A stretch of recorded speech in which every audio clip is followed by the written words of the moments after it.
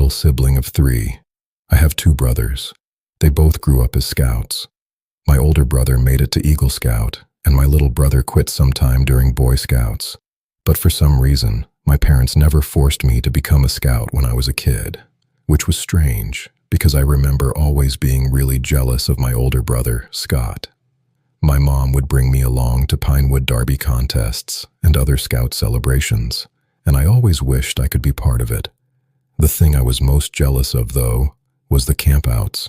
The troop would go out into the wilderness and camp for an entire weekend.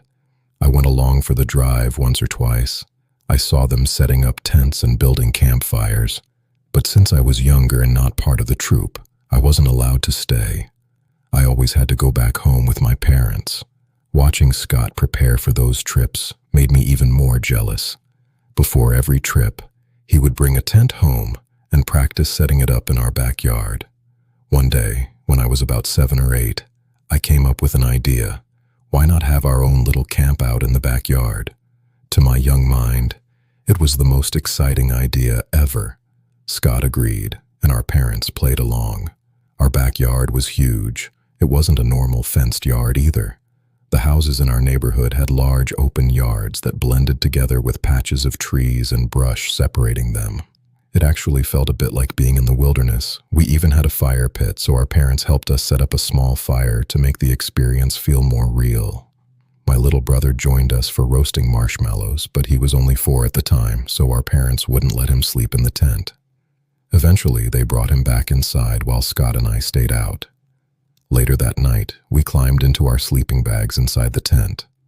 At the time, the Game Boy SP was the big handheld console, so Scott and I both pulled out our Game Boys and started playing. I was playing Super Mario Bros. 2, a game I was obsessed with, but could never beat as a kid. Eventually, I got tired and tried to sleep, but I couldn't. I felt restless. Maybe it was because I'd never slept in a sleeping bag before, or maybe because it just wasn't very comfortable. After what felt like a long time, I finally fell asleep. Then suddenly I woke up.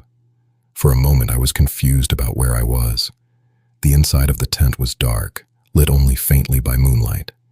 That's when I noticed something. Scott was gone. His sleeping bag was empty. The tent zipper was still closed though, so I assumed he must have gone inside because he couldn't sleep. Suddenly I felt scared being alone. I slowly unzipped the tent to go inside the house, but before crawling out, I peeked outside first, and that's when I saw him. Someone was sitting by the fire pit in the darkness. It wasn't Scott, it was a grown man. He was facing the tent, and he must have seen me. I gasped, quickly zipped the tent back up, and crawled into my sleeping bag as if that thin piece of fabric could protect me. I stayed completely still. The tent was almost completely dark except for faint moonlight shining through the fabric. I wanted to call out for my dad, hoping somehow it was him, but I knew it wasn't. Then I heard the chair near the fire pit shift.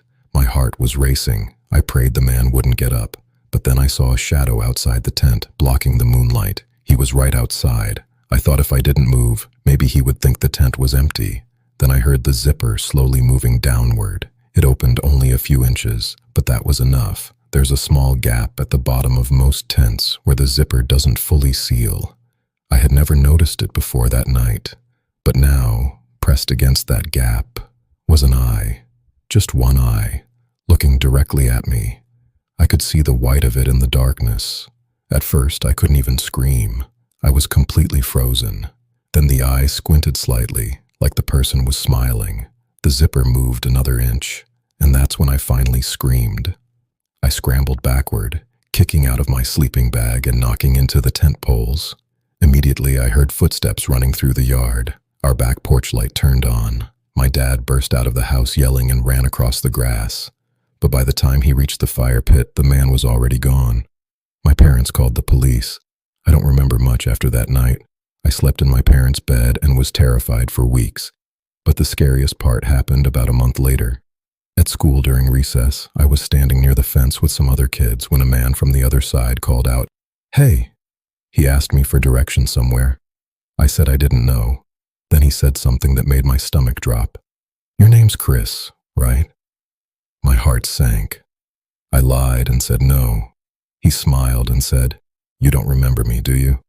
That's when I ran to the recess monitor. By